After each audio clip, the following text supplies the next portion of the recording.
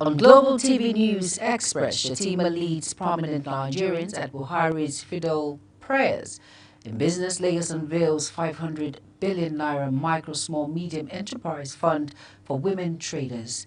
And on the foreign scene, Turkey warns of new terrorist group Fatalala in Nigeria. And in sports, Shaibu to inaugurate National Institute of Sports Advisory Committee July 21st. Hello and welcome to all our viewers in Nigeria and around the world to News Express on Global Television, coming to you live from the nation's capital, Abuja. I am Jumai Manson. A quick reminder that Global Television is on DSTV channel 365 and Star Times channel 276. Now the news in full. Vice President Kashim Shettima has led other prominent Nigerians at the third day Fidel prayers for the late ex-president Muhammadu Buhari, who died on Sunday in London, England. The prayer session, which was held within the premises of the late former president's private residence in Daura, Katsina State, saw several sympathizers in attendance. Shettima arrived at the venue of the event at about 12:23 p.m., but the prayers commenced at about 12:30 p.m., with several Islamic leaders leading in the supplication. Fidel prayer is a time for friends and family to gather and pray for the forgiveness of the diseased sins and to seek blessings for the afterlife. On security now, some Nigerians have applauded late President Muhammadu Buhari, while others criticize his time as the commander-in-chief. In this report, some Nigerians who spoke to correspondent Ubong Soro reflected on Buhari's promise to secure the country. The report. When Muhammadu Buhari campaigned for the presidency in 2015, one of his core promises, and perhaps the most urgent, was to bring an end to Nigeria's growing insecurity. As a former military head of state, many Nigerians believed he had both the experience and the discipline needed to tackle the country's worsening security crisis. At the time, large portions of the northeast were under the grip of Boko Haram. Towns had fallen, soldiers were demoralized, and thousands of Nigerians were either dead, displaced, or living in fear. The country longed for a strong leader, someone who would restore peace and rebuild national confidence. Buhari offered that hope. His campaign slogan, "Change," captured the nation's desperation for security and stability. I think those that are misbehaving, they were either too young, they didn't know what happened. But for those of us who went through all these things, we can't understand. So we will treat them in the language they understand. So I feel for your understanding and so on. We are going to be very hard sooner than later. But was it enough? Did he deliver that promise? Some Nigerians believe that he did well as regards handling insecurity. Mr. Buhari came and he inherited some challenges in terms of security. According to records, he did his best in saying that insecurity is totally wiped out. But unfortunately, crime and criminality has to do with in every society. So that is what I would say. He appointed so many people that can work to see these security issues has been settled. That's why he used to appoint people that are living in that places for them to go and have this for their people so that they improve the security aspect. So he has released so many funds for him to see this thing has stopped. He have done well. He went to the places I've seen. Every time he talked about, he wanted to appoint people that can work for the country in order to see a better Nigeria. While others believe otherwise. It was a failure, colossal failure, because we have never had that kind of insecurity in Nigeria before in the history of this nation, where the total northeast was ravaged by the Boko Haram, the terrorists, and even the northwest, the north in general. Or you talk about the southeast, where you have the terrorists there. To a place of no return. During his regime, the insecurity issue was not tackled perfectly. We had so many cases like kidnapping, especially in the eastern part of Nigeria. In the north, we had cases of bandits, Boko Haram, bombing from place to place. To an extent, police were like even scared of, and even military men to go down there. Now that Buhari is gone, Nigerians are left to assess not just his intentions, but the realities of his time in power. For some, he was a warrior who fought for peace. For others, he was a general who promised more than he delivered. Ubong Usoro, reporting for Global TV. Former President Muhammadu Buhari has been buried in the compound premises of his private residence in Daura, Katsina State. He was buried under the shade of trees where he usually sat to unwind and interact with friends and associates. The burial, conducted according to Islamic rites, marked the culmination of a period of profound national mourning for a leader who served Nigeria both as a military head of state and democratically elected president. Kike Lomo Okere has details.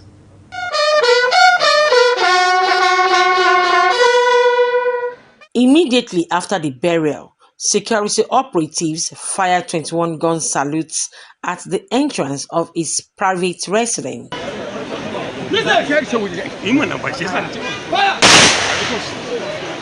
Reload! Up! Up! Up! Missile! Fire!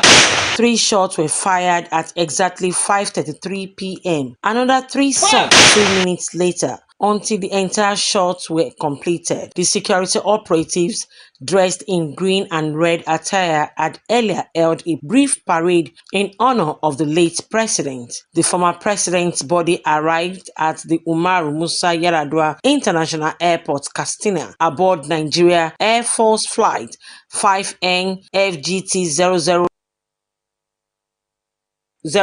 p.m. President Bola Ahmed Tinubu, alongside Katsina State Governor Dr. Dikko Rada, his deputy Farouk Lawal, among others prominent personalities, received the body at the airport.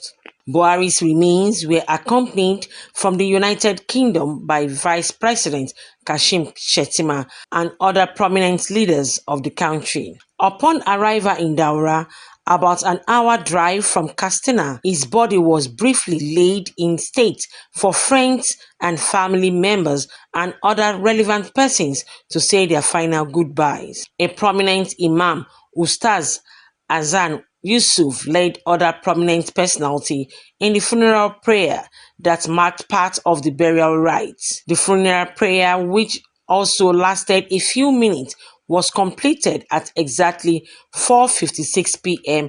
at the helipad site, where helicopters that ferry him where he comes to town touched down. Before the burial, hundreds of residents held funeral prayers for the late president, with some of them shedding tears while supplicating for repose of his soul. Kike Lomo Okere, Global Television News. A sense of grief was pervasive across northern Nigeria as former President Muhammadu Buhari was buried.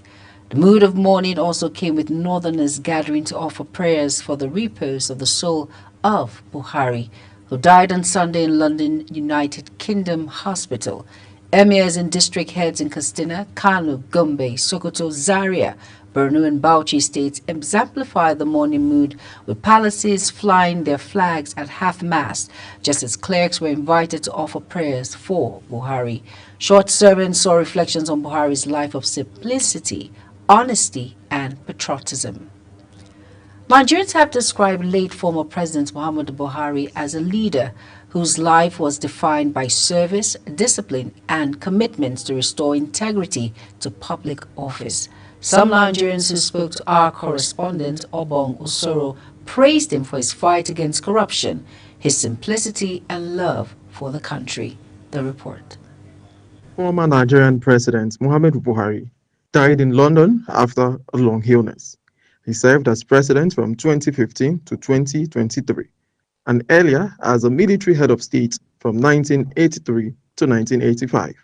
In an interview, Nigerians reacted to the passing of the immediate past president, Muhammadu Buhari, saying the entire country has been thrown into a state of mourning adding that being a two-time president is one of Buhari's greatest legacies. Seriously, when I heard the news, I was so sad.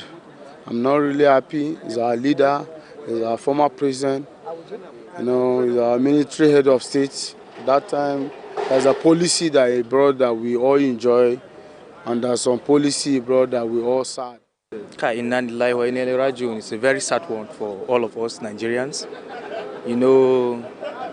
Many people may have their own side of the story about Muhammadu Buhari, but for me, he's a very good man.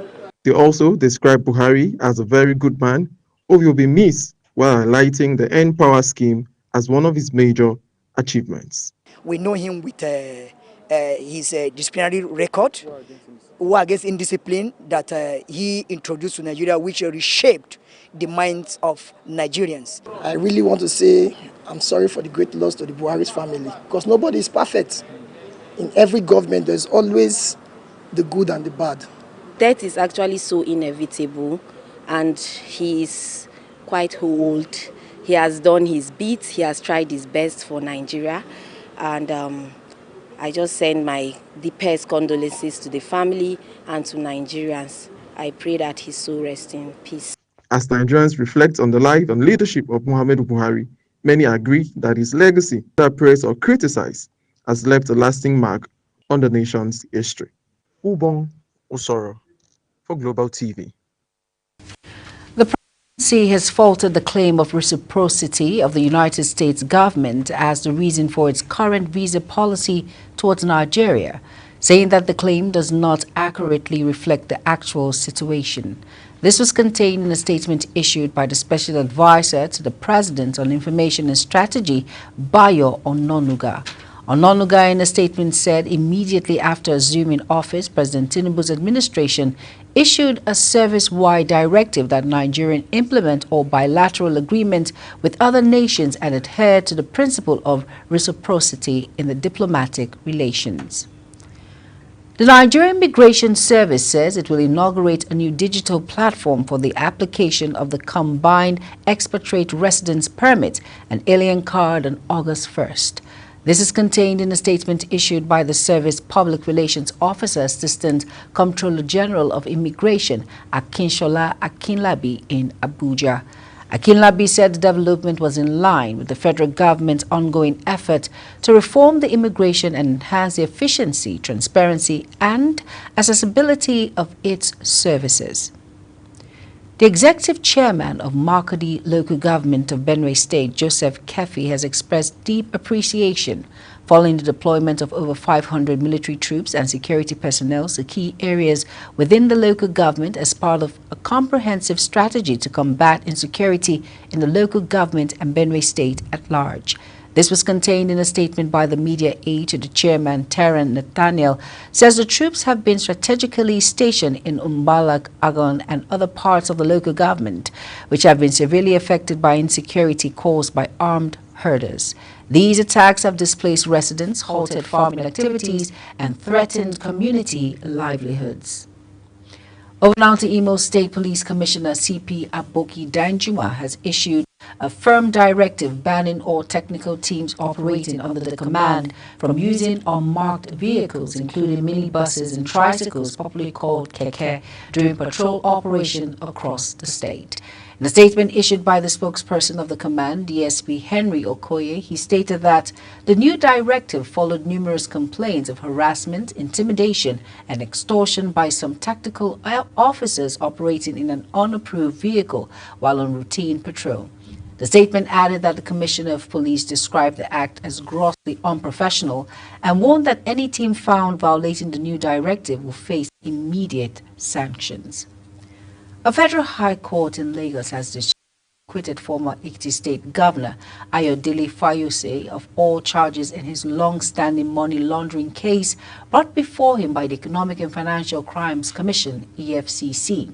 The court upheld Fayose's no case submission, effectively ruling that the prosecution failed to establish a prima facie case against him to warrant further defense. Fayose had been standing trial on allegations bordering on money laundering and fraud during his tenure as governor. However, After years of legal proceedings, the court found that the evidence presented by the commissioner was insufficient to sustain the charges. Rivers State Administrator, retired Vice Admiral Ibok Etek Ibas, has demanded a credible local government election from the Rivers State Independent Electoral Commission. This was contained in a statement issued by the administrator's senior special advisor on media, Hector Ibikowobo, charging the other newly appointed board members to uphold the highest standards of discipline, competence, integrity, and unwavering dedication in their service to the state.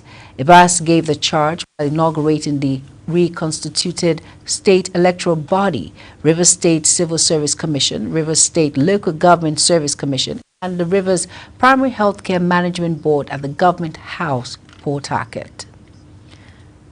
The Kaduna State Council of National Union of Road Transport Workers has appealed to the federal government to expedite action on the construction and rehabilitation of roads in the state to curb the recurring loss of lives and property. The State Secretary of the Union, Hassan Ibrahim, made the call in an interview in Kaduna. Ibrahim said the union recorded on countless basics road crashes, especially along Abuja-Kaduna Highway and the Western Bypass in Kaduna due to the slow pace in construction and rehabilitation of the decapitated roads. You are watching the live broadcast of News Express. When News Express returns, Lagos unveils 500 billion naira for micro, small and medium enterprise fund for women traders. Details coming shortly, plus business and foreign stories on the other side of this break. Please stay with us.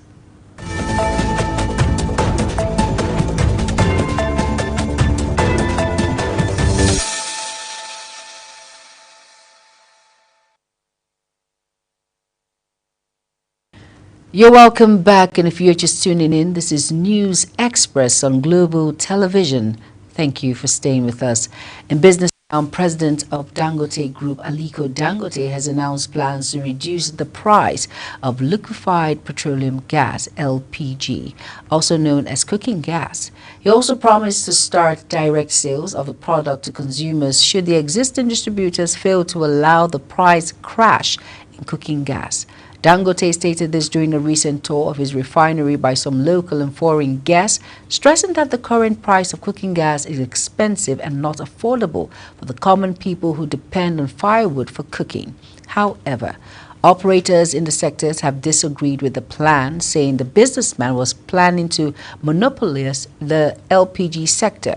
They kicked against the move as the dealers expressed fear of possible monopoly. In a move to empower small businesses and informal sector, Women Traders Lagos State Government has unveiled a 500 billion naira fund for micro, small and medium enterprise with a special focus on women. The announcement was made during the Lagos leg and grand finale of the Economic Community of West African States, ECOWAS, Carnivine 2025, a regional campaign aimed at supporting women in cross-border trade across West Africa. Now, in a statement by the Commissioner of Commerce, Cooperatives, Trade and Investment for Lashade Ambrose Middenboom said the fund approved by Governor Babajide Sanwo-Olu is March by an additional 500 billion naira from the Bank of Industry, creating a 1 trillion naira financing pool. Unofficial data from the United Kingdom indicates that the British inflation has jumped unexpectedly to the 18-month high in June, heaping more pressure on the government and its economy.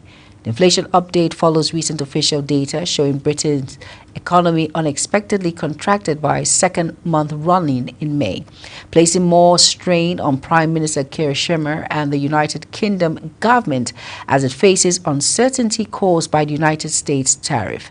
The report by the United Kingdom Office for National Statistics added that the Consumer Price Index increased to 3.6% last month, compared with an annual inflation rate of 3.4% in May, as motor fuel and food prices stayed high.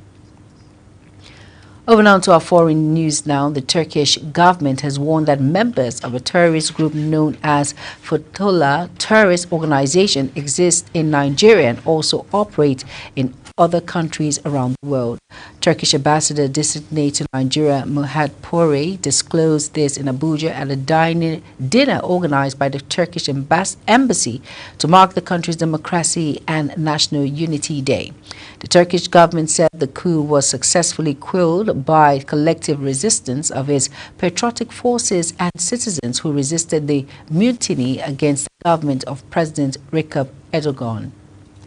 Gaza Humanitarian Foundation, GHF, says 20 people trying to get food have been killed amid a chaotic and dangerous surge at an aid distribution center in southern Gaza.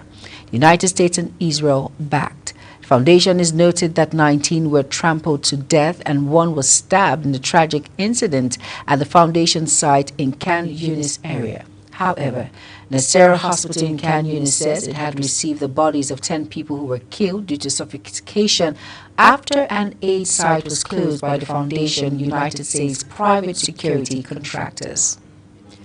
Western diplomats and officials say France, the United Kingdom and Germany will reinstate harsh sanctions on Iran by the end of August if no progress is made on a nuclear deal. French Foreign Minister Jean-Noël Barrot says the economic penalties on Iran that were lifted on the 2015 agreement in return for allowing restrictions and monitoring of its nuclear program will return by the end of next month at the latest if there is no breakthrough. The deadline was announced as pressure mounts on diplomats to Iran's nuclear ambition, which Tehran has reiterated are civilian in nature, in the wake of massive Israeli and United States strikes on the country last month. In sports now, in a bid to revitalize the National Institute for Sports, its Director General Philip Shaibu says the institute will inaugurate a 32-man advisory committee made up of some of Nigeria's most accomplished figures in sports, academia, corporate leadership, and the media on Monday, July 21st. The 32-man committee will be officially inaugurated at the Ature Eleye Conference Hall, National Stadium, Lagos. The committee is charged with crafting a forward-looking strategy to transform Institute into a world-class institution, noting that this aligns with President Bola Ahmed Tinubu's Renewed Hope agenda, which emphasizes youth empowerment and institutional excellence. Still on sports stories now, President of the Athletics Federation of Nigeria, AFN, Tonobok Okowo, and the Technical Director of Federation, Gabriel Okon, have expressed confidence in the country's 92 athlete contingent for the third Confederation of African Athletes Under 18 and Under 20 Championship, which begins in Abeokuta, Ogun State. Nigerian team has 51 male and 41 female athletes as the country hosts about 40 African nations for the championship. The federation stated that the team moved into the championship village after 2 weeks of camping shortly after the national trials in Shagamu, Ogun State. A federal high court in Owerri will sit in the hearing of a fundamental right enforcement suit filed by the former Nigerian under-17 striker Metobong Ibang against the Nigerian Football Association. In a status report from Ibang's lawyer, Barrister Ephraim Okafor, ordered that a fresh hearing notice be issued and served on the Federation fixed for a definite hearing. Ibang, who represented Nigeria in the 2011 CAF on the 17 qualifiers against Congo, is seeking an order to enforce his fundamental right to dignity following alleged mistreatment by the Football Federation after he sustained a career-ending knee injury while on national duty. As Global TV News Express comes to an end, here is a recap of our top stories again. On Global TV News Express, we brought to you that Vice President Kashim Shettima has led other prominent Nigerians at the third-day federal prayer for late ex-President Muhammadu Buhari, who died on Sunday in London, England, pardon me. In business now, in a move to empower small businesses and informal sector women traders, Lagos State government has unveiled a 500 billion naira fund for micro, small and medium enterprises with a special focus on women.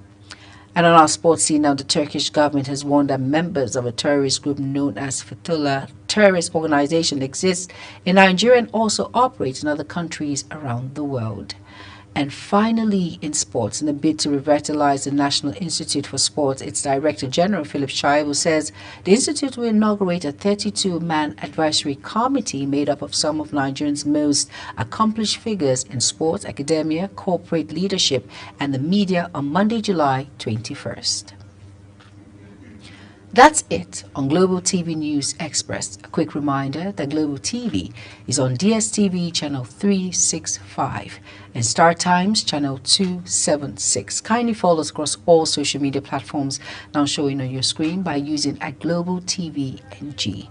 I am Jumai Manson. Thank you for watching.